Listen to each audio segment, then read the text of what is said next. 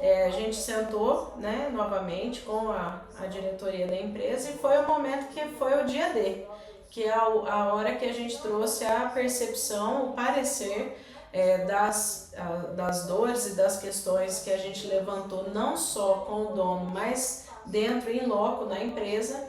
E aí a gente mencionou a questão da transição de gestão, que é o planejamento do processo de forma estruturada, porque nós percebemos que essa geração que está vindo agora para assumir o negócio futuramente ou não, né, vai depender de como vai se conduzir, né, precisa ser uma transição bem estruturada. O que nós analisamos ao longo do processo, né? Que inclusive faz parte do nosso parecer de mercado. Grande parte das empresas que estão passando por um processo de sucessão, ela não faz a estruturação desse processo, né? E fica solto. As empresas elas não fazem não contratam profissionais para poder fazer esse processo. Não existe um momento de alinhar as expectativas da primeira com a segunda geração. Quando a gente trata de questões familiares, a gente está entrando em quesitos muito emocionais de família, que a gente precisa fazer um alinhamento bem estruturado, que é algo que eu acredito que é muito importante, né? Tipo um pacto, né? Entre pessoas, que é a hora em que as pessoas elas se alinham e principalmente elas se comprometem, né? Que a gente fez essa estruturação lá, né? Deixou isso claro. Para que exista uma sucessão precisa ocorrer uma sintonia de transparência, né? Não adianta se exigir confiança de um lado se não tem do outro, né? Então, a gente mencionou no nosso parecer a transição da gestão e também a questão do aprimoramento do canal de da venda física para que melhore a experiência do cliente, né? Hoje, a questão do digital ligada com a questão do presencial faz muita diferença, né? Um espaço instagramável dentro do local de venda, ter a gamificação, que é o momento em que a gente consegue inclusive fazer o link do digital com o presencial, né? Às vezes um QR Code no próprio brinquedo, no produto, que leve ele para uma experiência digital. Tudo isso faz muita diferença. E nós levamos inovações tanto para produtos quanto para venda. Para que o pessoal também da venda fique mais antenado com aquilo que está sendo dito pelos clientes, que era algo que nós não tínhamos antes, né? A gente não tinha um relatório mensal de quais eram as percepções dos clientes, quais eram as demandas, aquilo que os clientes traziam de sugestões, de ideias, de melhorias. São pontos muito importantes que nós levamos para eles como uma percepção da Vinsight, né? Diga, Benê. Pode complementar, por gentileza. Você estava... Eu tenho uma coisinha só para comentar. A transição de gestão, o nosso papel é ser o mais imparcial possível. Por mais que exista uma necessidade de se tomar um caminho A, a gente coloca ideias que são opções. Então, a transição de gestão ela pode ser uma venda da empresa, ela pode ser um profissional de mercado que vai fazer essa gestão no lugar do gestor, do fundador, ou a sucessão familiar de fato, né? Então, existem essas três vertentes, porque a gente já viu filhos que não querem, né? E aí vai para um processo de ou profissionalização, pegar um profissional de mercado para poder fazer esse processo, e a empresa fica dona, mas fica nos dividendos, fica no conselho de administração, os donos, né, da família, e um profissional que vai cuidar do dia a dia, ou até a venda da empresa. Não, eu quero vender porque eu quero curtir a vida agora, a partir de agora tenho tanto tempo, quero curtir com a minha família, e quero vender a empresa, quero desfazer dela. E tudo bem, E é uma opção. foi algo importante porque até então eles não tinham essa visão do todo, né? Até então eles não tinham essa dimensão das outras possibilidades, né? E também desse olhar da questão familiar, não apenas como uma família em si, mas como profissionais que têm as suas necessidades e que têm os seus propósitos, né? Isso foi algo muito interessante de ser alinhado para que as expectativas individuais fossem também respeitadas, né? Como a gente mencionou desde o início, a empresa é orgânica, é um organismo vivo. E pessoas também têm as suas vidas mudadas, transformadas, e ao longo do tempo elas têm as suas necessidades, suas expectativas mudam, dimensões e tudo mais.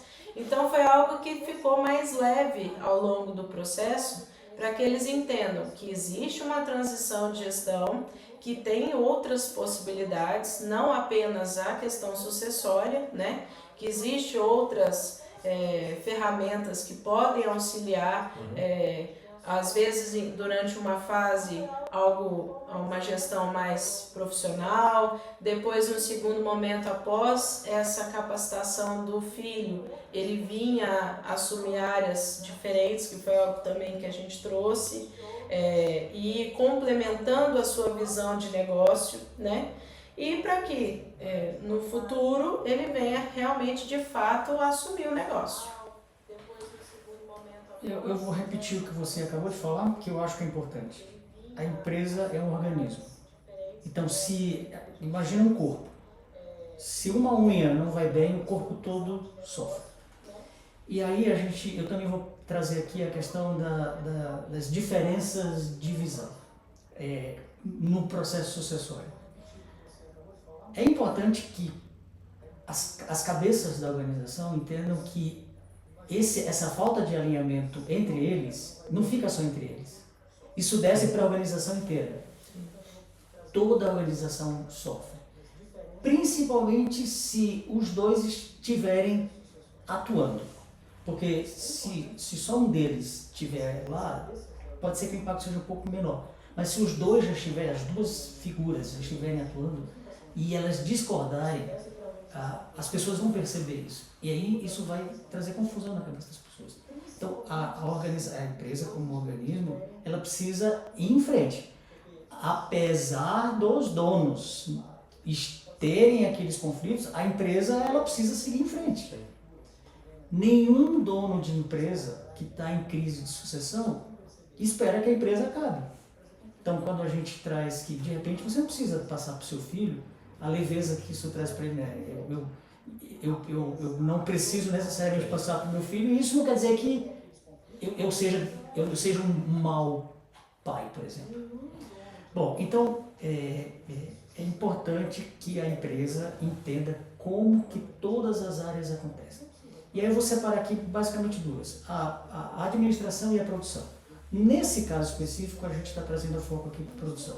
Então, era importante que o nível de atualização e capacitação das pessoas fosse identificado para que, de acordo com os planos que viessem para expansão e modernização da empresa, esse conhecimento viesse junto, no mesmo nível, né? Então, é fundamental que haja essa congruência, né?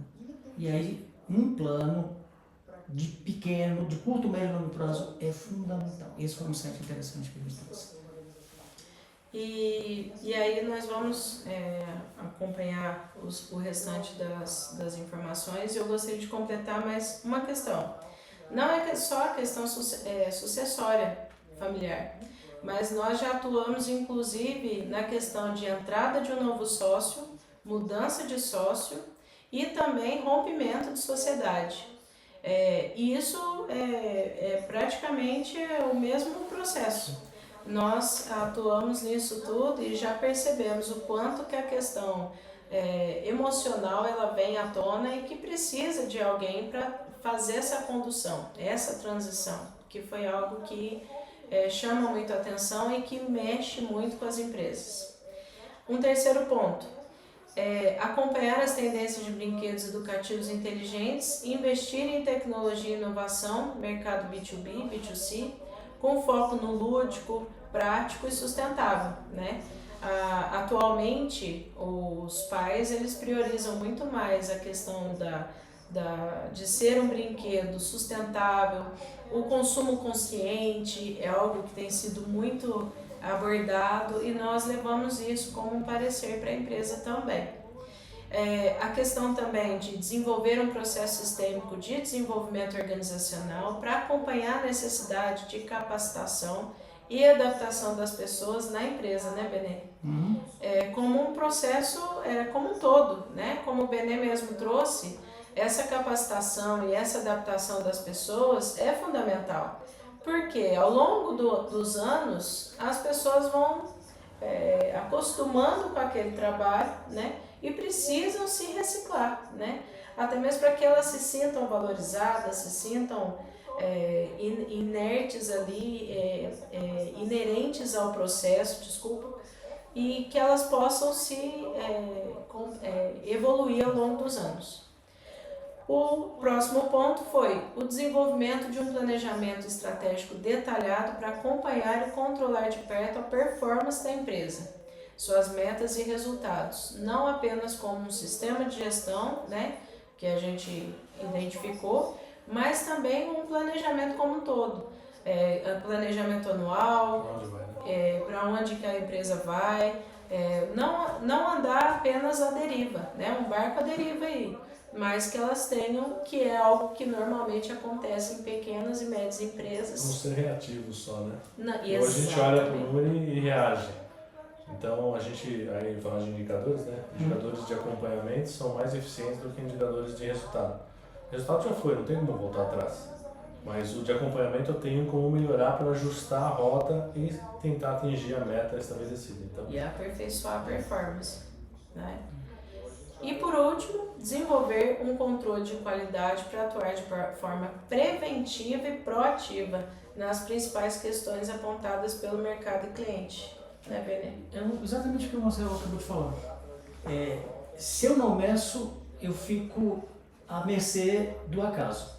sim. Então, quanto mais informação fidedigna, no caso, o número não mente, né? Mais eu vou saber onde estão a gente estava falando de fraqueza e para onde eu quero ir, né? Eu quero saber onde eu estou, por que eu estou daquele jeito, para onde eu vou e como que eu faço essa mudança. E eu só consigo fazer isso através de números. Então, um controle com indicadores é fundamental. Tanto eu ajo de forma preventiva,